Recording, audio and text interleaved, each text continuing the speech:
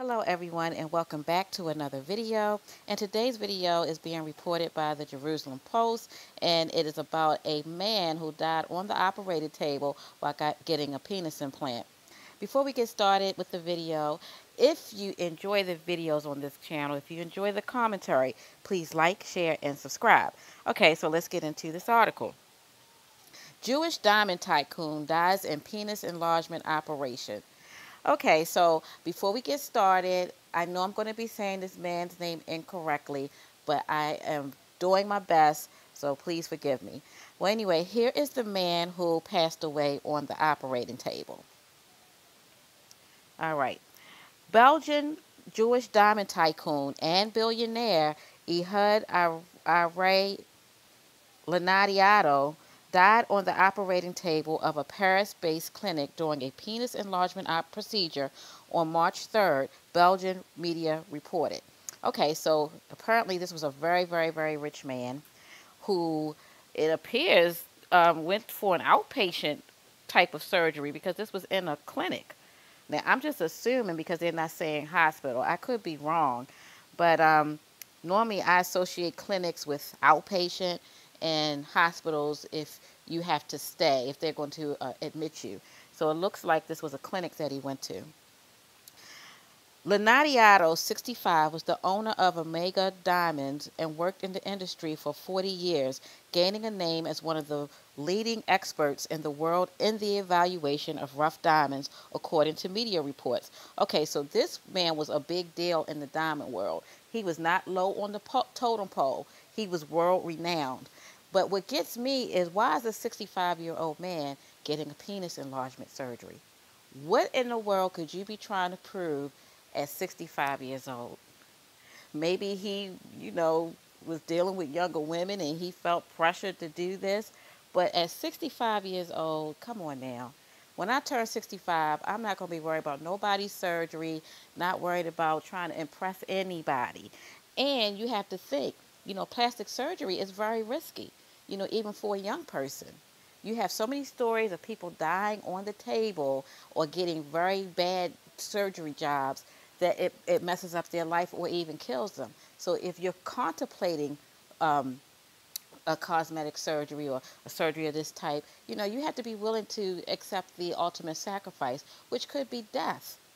And at 65 years old, your body is not the same as when you're 20 and 30.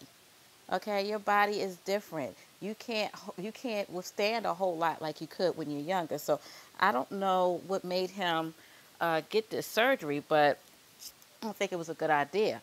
Now, some people need surgery because of medical reasons, and that I understand, when you need to get that. But if it's just for vain or vanity reasons, you really need to think long and hard about getting surgery because, like this man, it could cost you your life.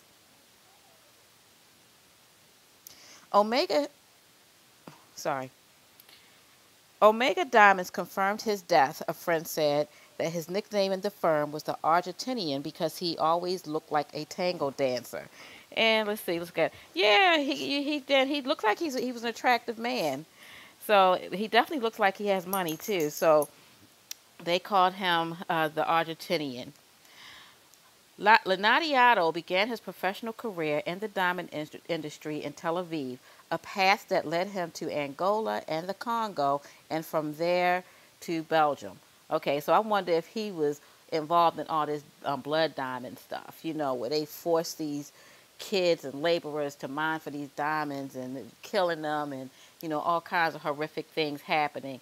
I wouldn't be surprised, but when I see Congo and Angola, it just reminds me of that movie Blood Diamonds. It starred Leonardo DiCaprio. So if you have not seen that movie, you have got to check it out. It was a really good movie, and it depicted, the problem with blood diamonds.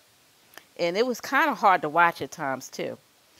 A sharp dresser and a short man, as he was described by his friends, Lenadio allegedly had his accountant call him and read him the worth of his assets several times a day.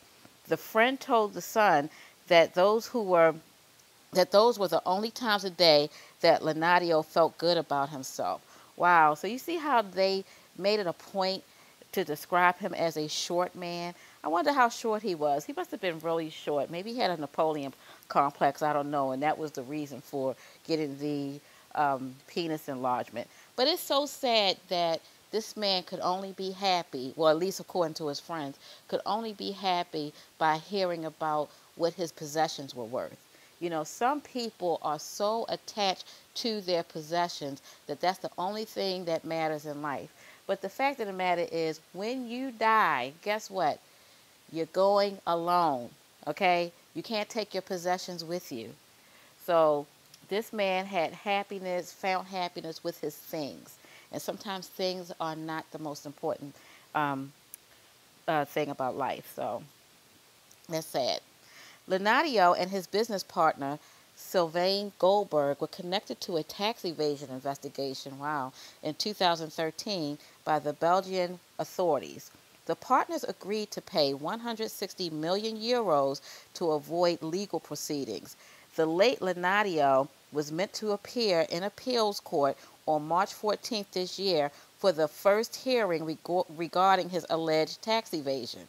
Wow, okay, so he died right before he was supposed to go to court. Wow, what the timing on that? Lenadio will be brought home, will be brought to Israel for his burial. Okay, so I guess he's an Israeli. So he's an Israeli, so they're going to bury him home, which is good. In Britain, the number of penis enlargement operations doubled between 2005 and 2015, according to a report by The Guardian. Wow, I didn't know that penis enlargements was a thing. I thought people took pills, they did the pump thing, but I guess, this is a big surgery. I'm surprised that it was done at a clinic and not at a hospital. I wouldn't take that to be an outpatient surgery. That's the way I'm looking at his surgery that was done. It was outpatient. But, rest in peace to this man. And, just let this be a lesson to anybody that's looking for surgery just for vanity reasons or conceit or to make something appear better than what they think they have. Sometimes it's best to be satisfied with what you were given. Some things about us, we weren't born with. In today's society, we can change into whoever and whatever we want to be. But sometimes it comes at a price. It comes at a cost and could cost you your life or could cost you, disfigurement that will affect the rest of your life. So, be very cautious and careful and, make sure that you're doing your due diligence before getting plastic surgery. Do your research and then, make an informed decision on whether or not you're willing to die for that change. That's what it comes down to. Ask yourself, am I willing to die for these new breasts? Am I willing to die for this new penis? Am I willing to die for this facelift? Ask yourself that. And if you are, go ahead with the surgery. Anyway, that concludes my video. And I will see you in the next one. Bye.